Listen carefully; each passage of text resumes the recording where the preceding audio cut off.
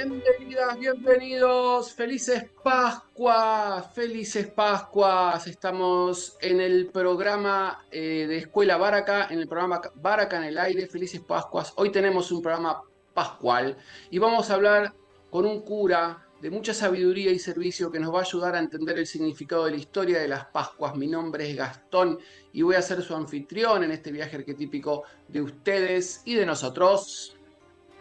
Hoy me veo medio nublado porque no pude poner la cámara. Voy a ver si la puedo poner en un ratito. Hoy es el programa 57. 5 más 7 es 12, el colgado. Un símbolo muy crístico relacionado con el servicio para alcanzar estados superiores. El colgado, el péndulo. Vamos a ver qué tiene que ver con las Pascuas estos en un ratito. El programa es grabado porque ningún padre podía el jueves a la mañana y yo quería entrevistar a un padre. Así que quédate con nosotros que no te lo podés perder. Muy bien, muy bien. Ahí ya pude poner la camarita de mejor calidad. Así que yo te quería recordar que este programa es grabado, así que si nos escriben en vivo no vamos a poder responderles. Igual escriban no para que los veamos después. Estamos viendo este programa grabado y nos están viendo por Mantra FM 91.9. Síganos en las redes de Mantra y si nos estás viendo en diferido en el canal de YouTube de la Escuela Baraca, por favor dale me gusta, seguinos, activa la campanita para enterarte de todas nuestras novedades. Bueno, y sin más vueltas, arrancamos. Muy bien, seguimos. Y en este viaje arquetípico de ustedes y nosotros, en este episodio que hemos denominado Felices Pascuas, el padre Luis Antonio Sassano es profesor de humanística, antropología, filosofía en la Universidad del Norte Santo Tomás de Aquino y director del portal Misioneros Digitales. Se define, por lo que yo pude ver en Instagram, como influencer del de arriba. Y hoy nos va a ayudar a entender un poquito más qué son las Pascuas. Hola, Padre Luis, buen día, ¿cómo estás? Es un gusto. Buen día, un saludo para toda la comunidad. Espero que estén bien en este caminito que estamos iniciando de lo que se llama Semana Santa y propiamente Triduo Pascual. Así que vamos a ver si podemos aliviar algunas dudas que tengan ustedes. Tenemos muchas dudas, espero que nos dé el tiempo, que nos dé el tiempo del programa. Y lo primero que te voy a preguntar, ¿qué son las Pascuas? ¿Qué es las Pascuas? ¿Qué son las Pascuas? Voy a tratar de determinarlo en 3 puntos, ¿sí? Primero, como definición, Pascua viene de un término hebreo que significa paso. Y este Ujú. término de paso, la parte definitiva es que uno tiene que hacer un paso en la vida para realmente cambiar su historia de vida. En un segundo punto, me voy a detener en lo histórico. El término del paso va a venir concretamente de la cultura hebraica, de la cultura judía, marcándose concretamente con el libro del Éxodo, capítulo 3, con el llamado de Dios a Moisés, en donde quiere sacar al pueblo del faraón, de las garras del faraón y del mundo egipcio, para llevarlo a una tierra prometida.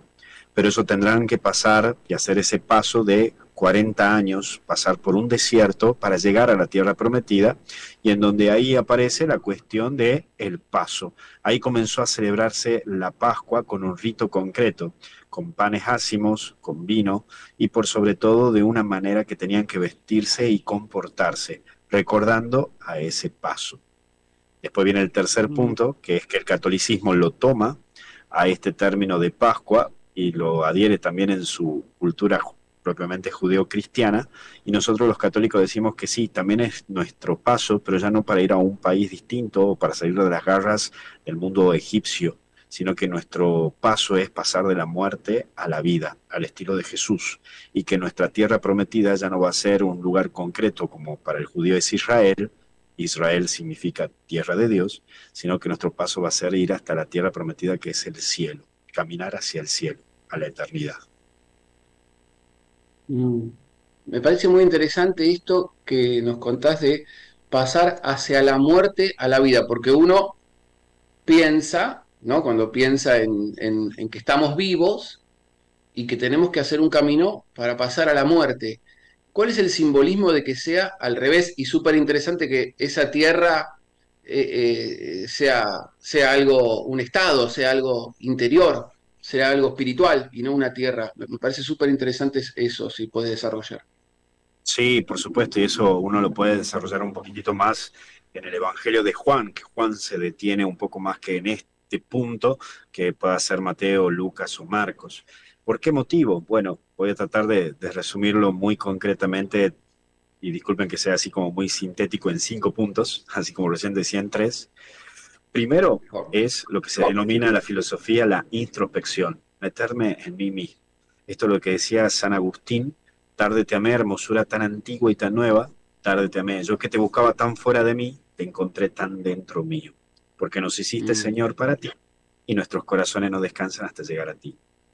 El segundo punto de lo que es propiamente este proceso de la Pascua, de este mundo interior, es reencontrarse con un Jesucristo que no viene a ser un cambio sociopolítico y económico, que es a eso lo que esperaba el mundo judío cuando hablaba de un Mesías, salir de las garras de aquel momento del Imperio Romano, sino lo que Jesús viene a hacerte el planteo es que descubras que en tu interior hay algo distinto y que vos sos eterno y que tenés un alma. En tercer punto, es presentarte que toda persona aquí en la tierra no va a ser feliz plenamente, sino que hace un camino hacia la felicidad y esa felicidad será eterna. El cuarto paso es de lo que dice también el término Jesucristo cuando dice: yo soy el camino, la verdad y la vida. Quien viva en la verdad es una persona que puede lograr la eternidad y va a tener vida. Por eso hay mucha gente viva que está muerta y hay mucha gente muerta que está viva. Por el sentido de mm. que acordate que una persona cuando le dice a alguien te amo, está diciendo: para mí vos vas a ser eterno. Pero sin embargo hay personas que están vivas pero que están muertas, porque no tienen objetivo en su vida, porque no tienen ganas de vivir, o porque simplemente no le encuentran un sentido. Y el quinto y el último punto es el planteo de que la vida espiritual está por encima del mundo material. Esto de lo que la filosofía platónica habla del mundo de las ideas y de las realidades, pero por sobre todo es que aquí en la Tierra somos finitos y que estamos limitados y que todos tenemos una fecha de vencimiento. Pero cuando uno se pone a pensar en lo eterno y el mundo espiritual, puede encontrarle un sentido incluso a las cuestiones más trágicas que la vida te presenta. Por eso, un poco lo que dice la famosa frase, ¿no? Estamos llamados a construir altares y no estatuas. No todas las personas tendrán estatuas, pero es muy posible que la mayoría de las personas estén dentro de un altar donde la gente pide por ellos. Mm. Muy bien, muy bello. Me gusta ese estilo poético. Me parece muy bello ese estilo poético para transmitir eh, la religión. Y si nos podés contar algo que a veces parece un poco perdido y difícil para los que quizás no participamos asiduamente, ¿no? ¿Cuáles son las liturgias cristianas? Y bueno, me surgen algunas preguntas, ¿no? ¿Cuáles son las liturgias cristianas actuales y si se fueron cambiando con el tiempo, si se fueron actualizando, modernizando o fueron, no sé, sido modificadas por algunas razones? ¿Cuáles son las actuales y cómo empezó? ¿O son las mismas? O sea, las prácticas, estoy hablando de ayuno Sí, sí, o sí. tipos de devociones distintas, ¿no? Sí, por un lado estamos como en dos vías, ¿no? Por un lado tenemos la vía de lo que vamos a vivir en este tríodo pascual, estos 3 días, jueves, viernes y sábado, donde van a haber misas un poco más largas de lo habitual, con más símbolos, más signos que estén marcados, por ejemplo, el lavatorio de los pies, por ejemplo, el Viernes Santo que no va a haber misa, no hay misa, sino que hay celebración de la palabra con una cruz que se descubre, el sábado que está cargado de signos, donde se prende fuego, donde se enciende un cirio, donde se transmite la luz, donde se echa agua a la gente. Es decir, hay toda una conglomeración de cosas que simbolizan tu vida cristiana. Eso por un lado. Por el otro lado, ante tu pregunta, ¿se han ido cambiando? Por supuesto que sí. Acordate que desde el año 90 después de Cristo, donde se comienza a instaurar el rito concretamente, donde muchas de las cosas tienen las partes como la de un rito judaico, porque nosotros venimos del judaísmo, entonces hasta el siglo IV, hasta el siglo V, el rito tenía una forma. pero después, en la Edad Media, se termina de entablar con el Concilio de Trento, en el año 1570 aproximadamente, donde allí se instaura ya la liturgia romana, y entra la palabra romana porque el Imperio Romano estaba plenamente a full allí, y sin embargo allí se empezaron a estructurar algunas cosas por la realidad que estaba viviendo la iglesia en ese tiempo. Por ejemplo, que se rezaba en latín, se hablaba en latín porque era la lengua oficial. El sacerdote tenía que celebrar la misa de espalda del pueblo, también por un cierto miedo a que no le copien los ritos, aquellas nuevas religiones que surgían, que eran los protestantes, y ahí viene la palabra protestantes, protestan contra el catolicismo. Y entonces ahí comienza un nuevo sistema. Y en el año 1965, mira que no es hace mucho, 1965, otra vez la iglesia da un giro y hace un cambio propiamente litúrgico para volver a los orígenes, volver a la liturgia de cómo se celebraba entre el siglo I y siglo II después de Cristo. Por eso ahora la misa es en el propio idioma, de enfrente, donde también se puede usar el ámbito cultural, donde se pueden cantar canciones con un ritmo o un tinte propiamente de la cultura del lugar, en donde, por ejemplo, hasta el año 1965, el único instrumento musical que estaba autorizando la iglesia era el órgano o el piano. Hoy podemos usar guitarra, charango, flauta. Es decir, han cambiado muchos elementos post-concilio Vaticano II en el año 1965 y después el Papa Juan Pablo II, Benedicto XVI y Francisco pusieron algunos puntitos de la cual ellos también han gestado, como por ejemplo, el Papa Francisco, al ser el primer Papa latinoamericano o argentino, había establecido de que el Día de la Virgen de Guadalupe se pueda poner o presentar la misa criolla dentro del Vaticano. Entonces celebró una misa donde el punto de música era la misa criolla que muchos conocemos, que es propio de la cultura argentina. Muy lindo, hermosos agregados culturales y artísticos, ¿no? Una manera de buscar a Dios a través de la belleza que se expresa, ¿no? Parece hermoso. Eh, Hoy en día, si una persona es cristiana, ¿qué le recomienda la iglesia que haga? ¿Qué liturgia? ¿Hay algún ayuno? Está bien. ¿Algún rito en particular de hoy? El día de hoy y mañana no hay nada en particular, no hay nada novedoso, pero lo que sí nos presenta o lo que sí nos plantea este rito o lo que es propiamente la cultura dentro del norte argentino y también a nivel iglesia es que el día viernes se haga algún ayuno, que este viernes cada uno pueda ofrecer algo al Señor como un gesto de desprendimiento.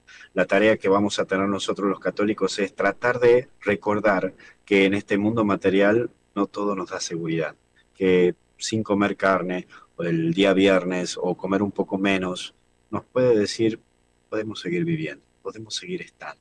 A eso apunta el agua, esto significa este tiempo. O sea que el ayuno que se recomienda no tiene características específicas. Puede ser no comer carne, no comer en ciertos horarios, pero no tiene un establecimiento estricto, digamos. No, estricto no. Lo que sí, bueno, sí se propone que sea de no comer carnes el Viernes Santo, pero como siempre digo acá en el Claro, norte argentino, pero ¿de qué te vale no comer carne el Viernes Santo cuando te vas a comer 4 platos de humita? La idea es que hagas un claro, pequeño sacrificio. Recuerda claro. que ayuno viene del mismo término de desayuno, quitar un vacío. Y el ayunar significa generarme un vacío para darme cuenta que puedo vivir incluso sin algo material. Si puedo ser más dueño de mí, puedo renunciar a algo. Y que puedo tener un control más de mí y dejar de ser dependiente de cosas materiales o de cosas que pueden llegar a ser indiscretas. Muy interesante el simbolismo. Y una pregunta, el no comer carne el viernes, ¿tiene carácter de obligatoriedad Para el o es mundo católico optativo? sí, para el mundo Es católico obligatorio. sí, hasta los Sí, 75 años. Después de los 75 años no es necesario. Quiere decir que el rango que pide la iglesia es entre los 12 años hasta los 75 años.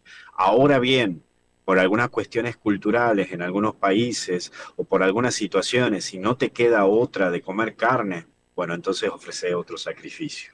Por ejemplo, qué sé yo, justo vino toda mi familia y justo yo llegué y han preparado un asado porque querían dar la bienvenida a todos los familiares que hace 30 años que no nos vemos.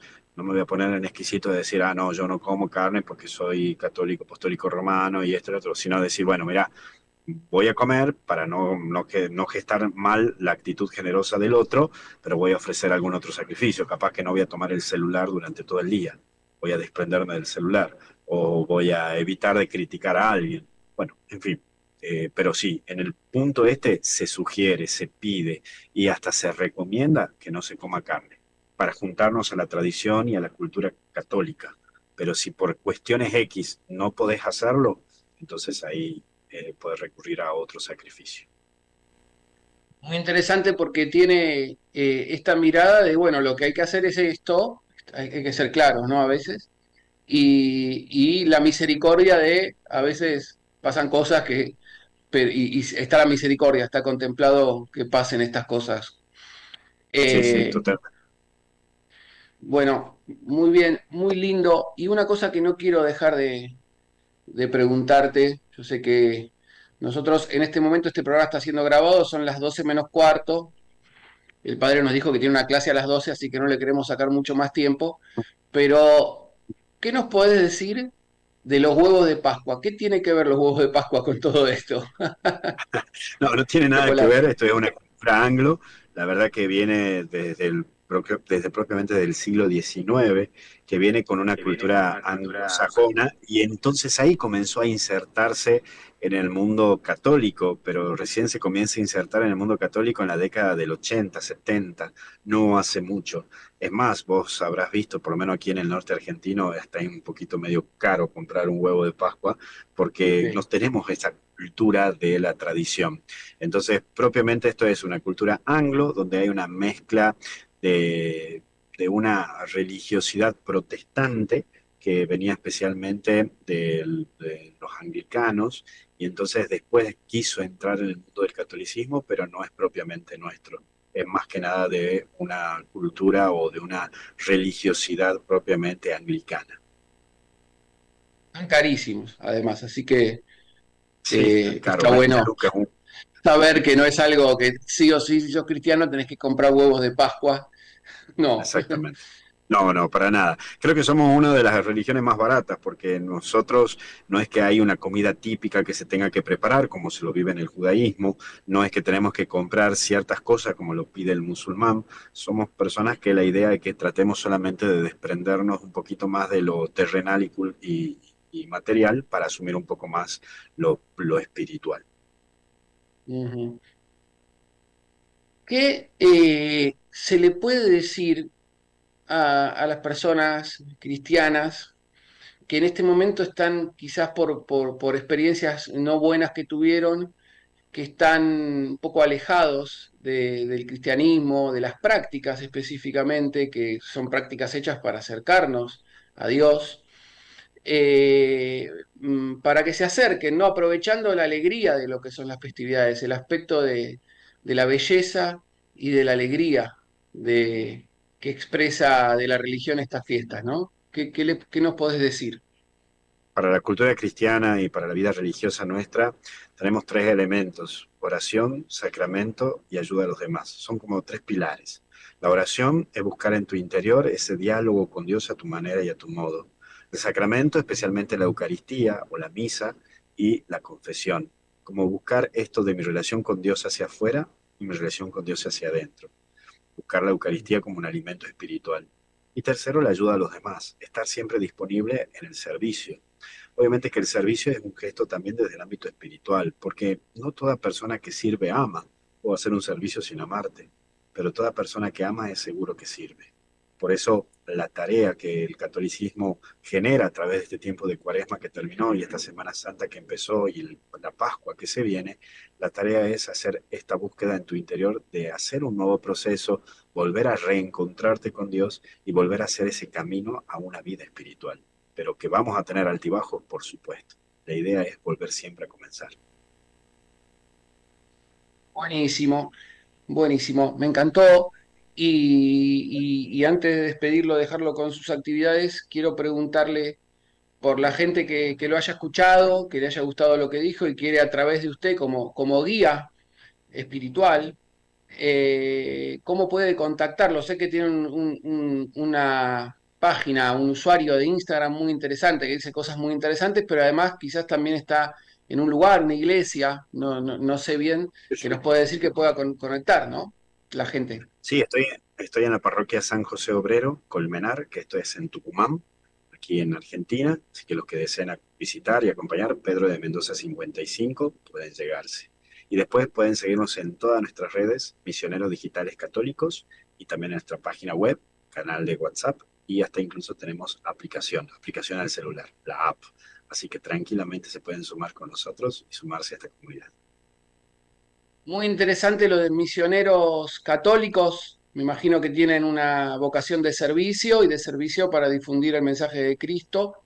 Si nos quiere decir algo de eso antes de despedirnos ya, que lo dejamos.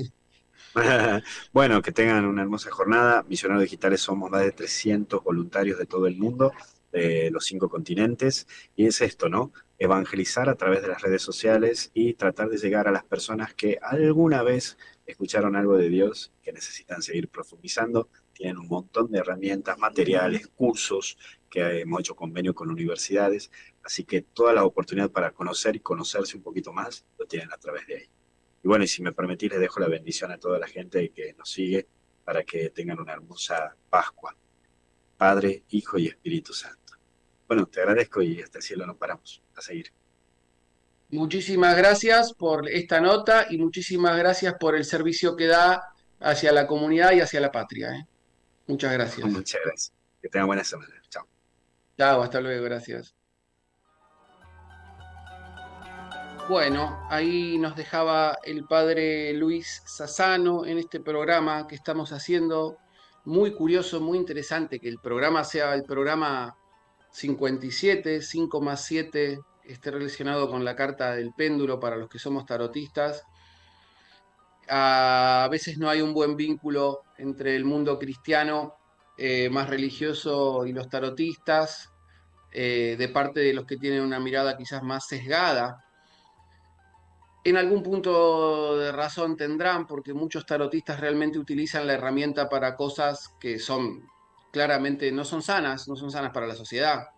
Se les puede decir profanas desde un punto de vista religioso, pero hacer unión, amarres, pretender decirle a la persona qué le va a pasar en el futuro, como si nosotros supiésemos cuáles son las cartas de Dios, no es un uso virtuoso del tarot, entonces algo de razón hay. Pero bueno, la carta del péndulo, voy a buscarla, van a ver que me muevo porque voy a aprovechar para buscarla, para mostrarla. Nos habla de esto. Y fíjense, la carta del péndulo, además, nos habla de sacrificio, sacrificarse para alcanzar un estado mejor. Y nos estaba hablando el padre de estos pequeños sacrificios. Sacrificios no tiene que ser algo que sufro, de sufrimiento, acá tenemos la carta del péndulo. En algunos mazos más cristianos aparece la figura de Cristo, de hecho acá en la cruz, colgado. Eh, y esos pequeños sacrificios que podemos hacer para comprender algunas nociones espirituales, algunas nociones de trascendencia. Por ejemplo, nuestra alma que sea un poquito más dueña de nosotros mismos, más dueña de nuestro ego, o, por ejemplo, comprender la empatía que podemos llegar a tener con los pobres que tienen hambre. ¿Y qué es tener hambre? Hay gente que capaz que no sabe lo que es. En mi caso no me incluyo porque he hecho ayunos prolongados, no solamente, y ayunos secos.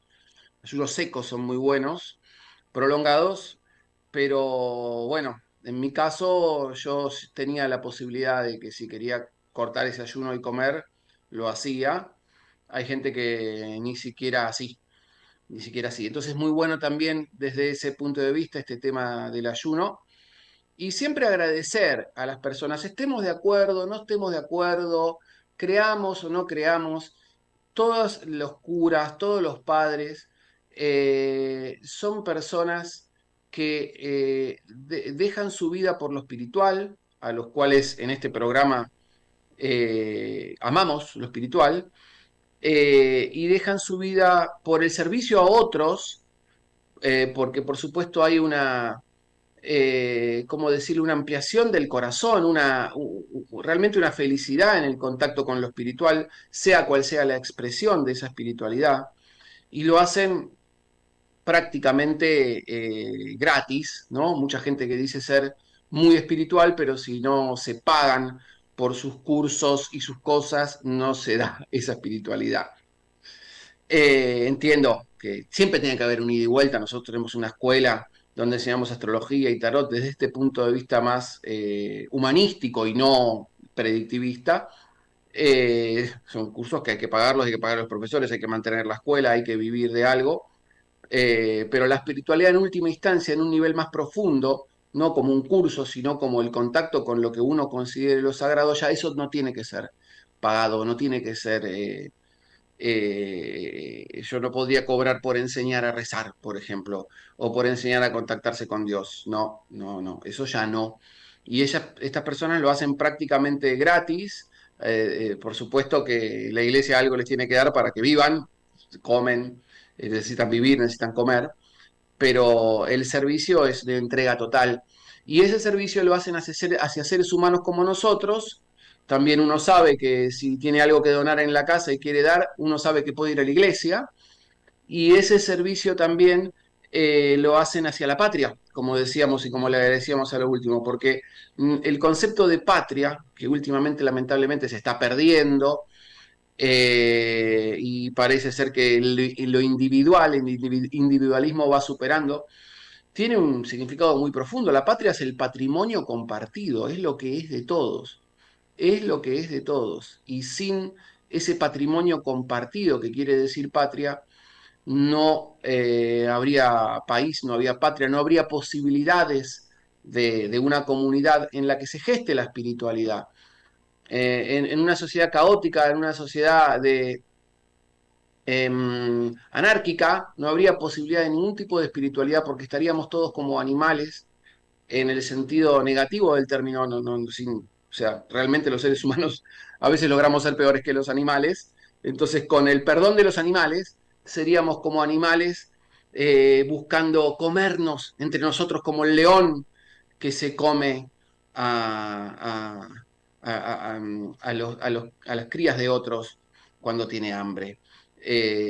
Con el perdón del león, que eso es algo absolutamente natural y no es que el león sea malo, estoy hablando de lo simbólico, nosotros no somos leones, somos seres humanos y tendríamos que comportarnos como tal. Y el servicio que da esta gente es justamente para acercar a la comunidad a parecernos un poco más a ser un ser humano. ¿Y qué es ser un ser humano? Re- Expresar los atributos divinos, intentar, por lo menos están en el camino de expresar atributos divinos, y el servicio es un atributo divino. Dios está continuamente sirviéndonos, hace que respiremos, hace que digiramos, nos sirve, nos creó. Así que uno puede ser cristiano, en mi caso no soy cristiano, pero no puede dejar de agradecer a esta gente, pertenezca a la tradición que pertenezca, Dios se manifiesta, justamente desea, según lo que dicen los sabios, desea Dios que haya distintas tradiciones, que no haya una sola tradición, porque no somos todos iguales. Dios se manifiesta en la multiplicidad. La multiplicidad no es politeísmo, la multiplicidad en la creación es manifestación de la unicidad divina, es manifestación de unicidad. Que haya cristianos, que haya musulmanes, que haya judíos, que haya taoístas, que haya budistas, que haya subbudistas, manifiesta la unicidad divina. Nos da distintos tipos de escalera según el tranco que nosotros tengamos. Y según nuestras capacidades. Y eso no deja de ser hermoso y no deja de ser bello. Y una cosa que siempre decimos en este programa, nosotros intentamos llegar a lo absoluto, llegar a la espiritualidad, llegar a Dios, si quieren decirle así, a través de la belleza, principalmente. Porque es muy difícil, sino ¿quién es Dios? ¿Dónde está? Arriba, tengo que subir una escalera, ¿dónde está? ¿Para dónde es esa escalera? Bueno, la belleza es una escalera, conectarse con la belleza, pero no solamente la belleza exterior, la belleza interior también. A ver cómo estamos con el tiempo para hacer un repaso más profundo. Mientras tanto, les voy contando que Baraca en el aire es un programa de la Escuela Baraca de Lenguaje Sagrado. Comunicate con nosotros a través de los medios que van a salir en el cierre del programa. Buscanos como @Escuela Baraca, ya sea en Instagram, en Facebook, cuál es tu red favorita, así como cuál es tu religión favorita, cuál es tu red favorita. Comunicate a través de @Escuela Baraca si querés estudiar con nosotros lenguajes simbólicos, lenguajes simbólicos. Y si estuviste viendo el programa en diferido, por favor dale me gusta, suscríbete al canal y activa la campanita para enterarte cuando subimos todos estos contenidos súper interesantes, súper diversos, muy importante, muy interesante lo que es la diversidad.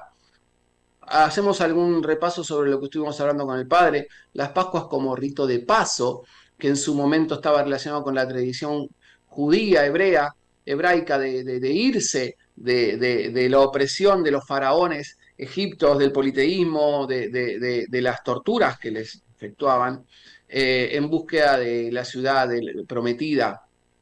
Y cómo esta reinterpretación más esotérica que es un momento iniciático, la transición de la oscuridad a la luz, las plagas de Egipto tenían, ¿no? O sea, el ser humano es tan terco a veces que si no fuera por las plagas no se hubiese ido.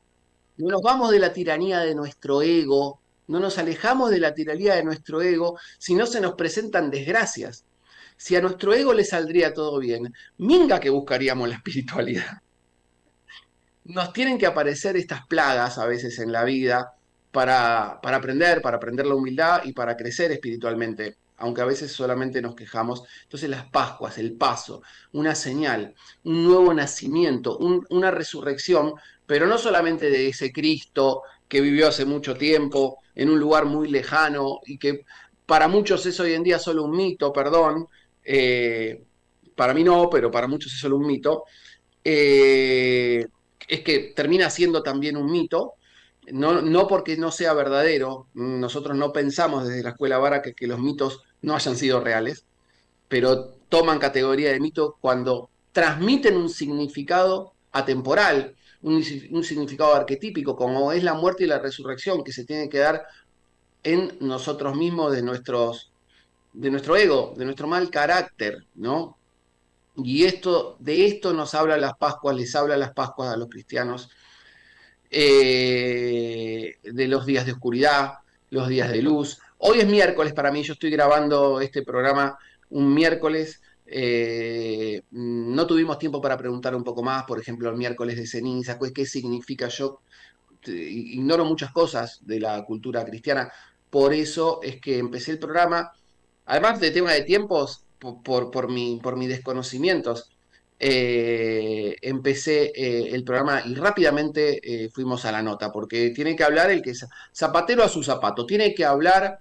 Hoy en día estamos en tiempos que a todos nos gusta hablar y opinar, somos todos opinólogos, somos todos a mí me parecistas, somos todos expertos en el a mí me parecismo, y a mí me parece que el a mí me parecismo está generando mucho daño en la sociedad. Entonces, si vamos a ver las Pascuas, hablemos con un cura, hablemos con un padre, hablemos con alguien que tiene conocimientos profundos del cristianismo. Yo simplemente estoy haciendo un repaso con algunas cosas que yo sé agregadas, además desde el punto de vista psicológico-social, yo soy psicólogo comunitario, que puedo agregar.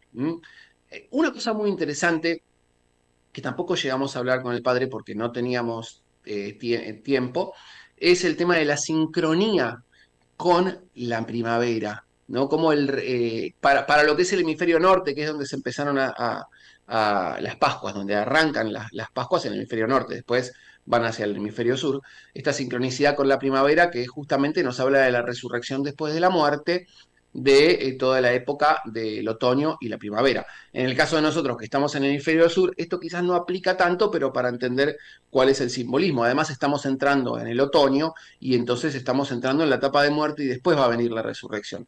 Además, hay algunos que dicen simpáticamente que la primavera es como una especie perdón, que el otoño es como una especie de segunda primavera, porque las hojas se transforman en flores.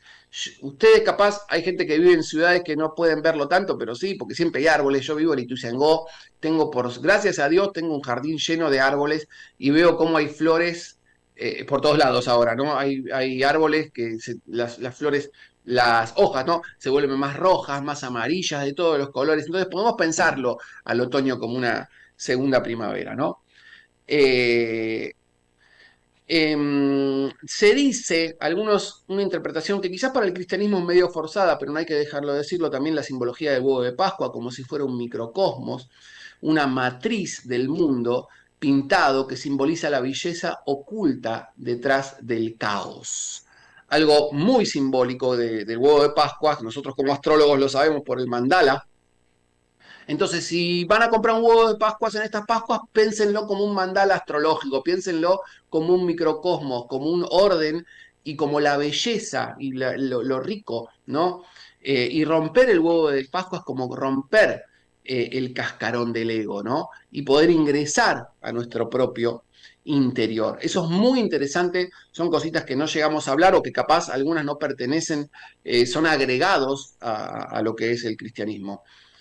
Eh, en el sufismo, por ejemplo, se asocian las Pascuas con el concepto de faná, con la aniquilación del ego, con la aniquilación del yo. Esto es algo, nuevamente, que es una reinterpretación, porque por supuesto en el sufismo toman el calendario islámico, que ahí no hay Pascuas, pero como dentro incluso del Islam y del sufismo se aceptan a todas las religiones como válidas, si pensamos en el huevo de Pascuas, pensamos en la concepción de faná, de aniquilar al ego para, para renacer en Dios, morir a nuestro ego para renacer en el ámbito divino. También lo mismo podemos pensar en la Cábala, como la Pascua, también como se asocia con el cruce del Mar Rojo, dijimos algo de eso, es decir, el paso desde el mundo hacia el mundo espiritual. Del mundo terrenal está por eso el ayuno quizás también, ¿no? Porque tenemos que abandonar algo del mundo, ¿no? Hay algo que abandonar. ¿Querés irte de la tiranía del faraón, de la tiranía de tu ego? Bueno, algo tenés que renunciar, algo tenés que sacrificar. Así que bueno, todos estos simbolismos súper interesantes que los repaso, pero ustedes por supuesto pueden profundizar en todo esto, sobre todo si son cristianos, espero haberles dado un incentivo, un empuje para fortalecer su vínculo con la divinidad, su vínculo con Dios, su vínculo con el cristianismo, cual sea su camino desde este humilde lugar. Muy bien, muchísimas gracias por este momento, por este tiempo compartido. Fue una nota que tuvo que salir rápida, entonces el padre capaz no pudo estar en un lugar más prolijo, pero gracias a Dios lo pudo hacer, aunque sea desde el auto. Nos estamos yendo, pero no sin antes agradecerles por este momento compartido. Esperamos haberles servido para su viaje de individuación. Buen jueves si nos están viendo en directo o el día que sea. Los quiero mucho, no se olviden que los quiero mucho y que cualquier cosa me escriben y estoy a su disposición para lo que necesiten. Abrazos, chau.